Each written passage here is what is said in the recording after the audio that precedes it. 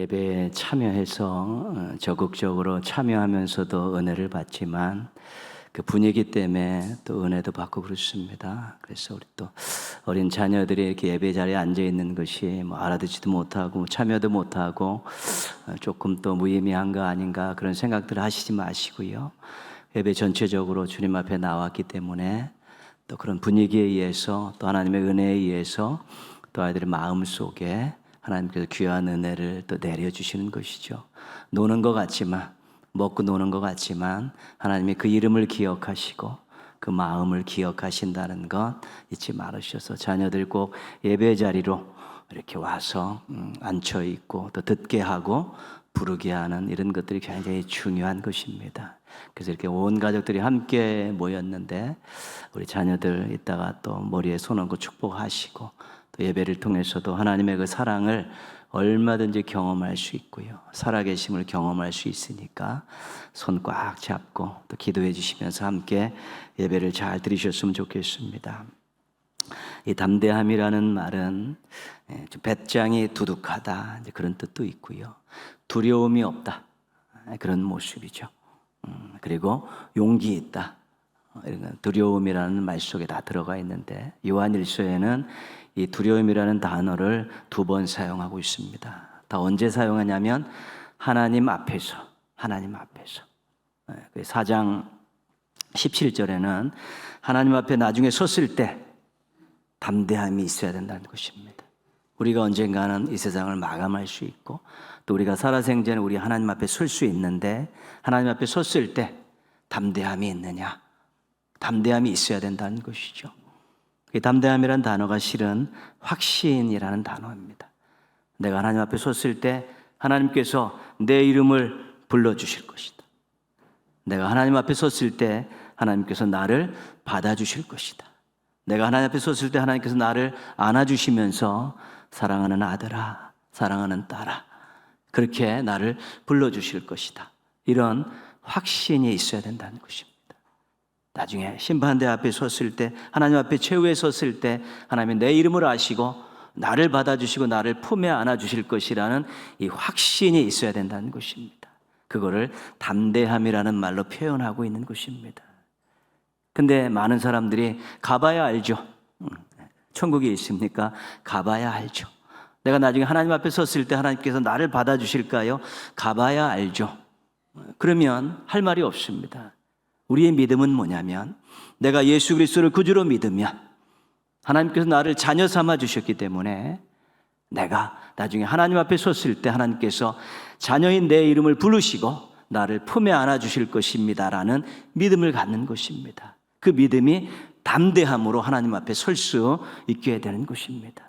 우리가 이 땅에서 예수 그리스도를 믿는다는 것은 이 땅의 삶으로 끝나는 것이 아니라 하나님 앞에 나중에 섰을 때 하나님께서 내 이름을 기억하시면서 사랑하는 아들아 사랑하는 딸아 부르시면서 나를 품에 안고 등을 도닥거려 주시고 수고했으니까 이제 나와 함께 여기서 영원토록 살자라고 말씀해 주신다는 것인데 그 확신이 있냐는 것입니다.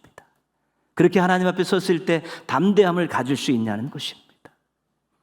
나는 확신이 있고 담대함이 있는데 우리 가족들은 어떨 것인가? 나는 그런 확신과 담대함이 있는데 우리 친구들은 어떨 것인가? 하나님 앞에 섰을 때 그런 확신과 담대함이 없으면 정말로 그 이후의 삶이 어떻게 될 것인가는 정말 알 수 없는 것입니다. 그렇기 때문에 이 땅을 살면서 예수 그리스도를 나의 구주로 믿고 내가 하나님을 아버지로 부르는 그 분명한 구원의 확신에 대한 믿음을 가지고 있을 때 언젠가 하나님 앞에 섰을 때 내가 담대하게 하나님 내 이름을 불러주실 것이고 나를 안아주실 것이고 나와 함께 영원히 살자고 말씀해 주실 것이라는 그런 담대함이 생겨서 나 언제 죽어도 나 언제 하나님 앞에 서도 나는 까딱없습니다. 하나님 품에 안길 자신이 있고 하나님께 이름 불릴 자신이 있습니다. 이것이 우리의 믿음의 아주 중요한 것입니다. 이 담대함이 없으면 신앙생활이 매가리가 없습니다. 이 담대함이 없으면 세상의 즐거움으로 쉽게 빠져가고요. 이 담대함이 없으면 자기의 이익에 따라서 자기의 즐거움에 따라서 신앙을 버리는 일들이 그냥 생겨나게 되는 것입니다. 어떤 담대함을 가지셔야 된다고요? 내가 언젠가 하나님 앞에 섰을 때 언제든 하나님 앞에 섰을 때 하나님이 내 이름을 부르시고 나를 안아주시고 나를 하나님 나라에 영원히 살리라고 말씀해 주실 것이라는 그 담대함을 가지고 살아야 된다는 것입니다. 두 번째 담대함은 오늘 말씀입니다. 기도할 때, 하나님 앞에서 기도할 때 담대함이 있어야 된다는 것입니다. 확신이 있어야 된다는 것입니다. 내가 믿음으로 기도하면 하나님께서 들어주실 것이다. 하나님께 기도하면 내 기도는 응답받을 수 있을 것이다 라는 그런 확신과 담대함을 가지고 기도할 수 있어야 된다는 것입니다. 기도하는데 들어주실까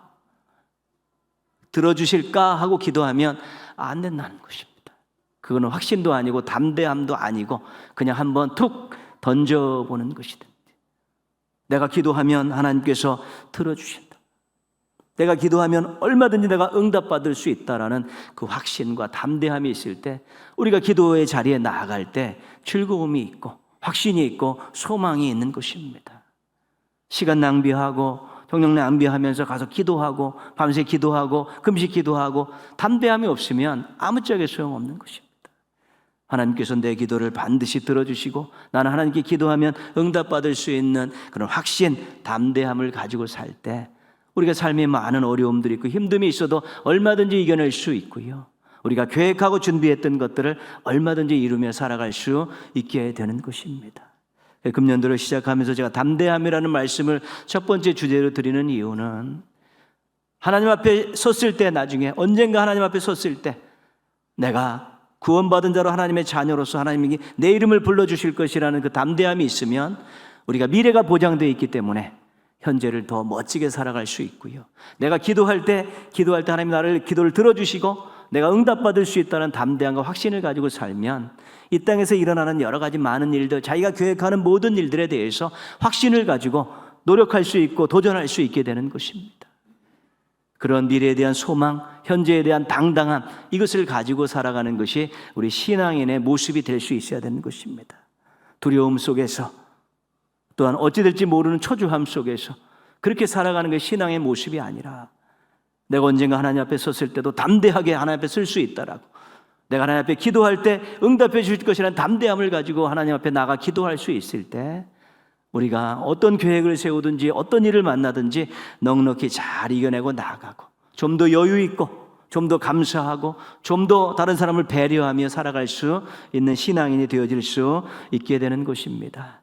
모쪼록 금년도 한 해는 하나님 앞에 섰을 때, 하나님 앞에 기도할 때 이 담대함을 잘 장착하셔서 소망을 가지고 또 멋지고 여유 있고 또 아름다운 모습으로 인생을 잘 가꾸어 가시고 감사가 충만한 복된 한 해의 삶을 살아가시기를 주님의 이름으로 축원합니다.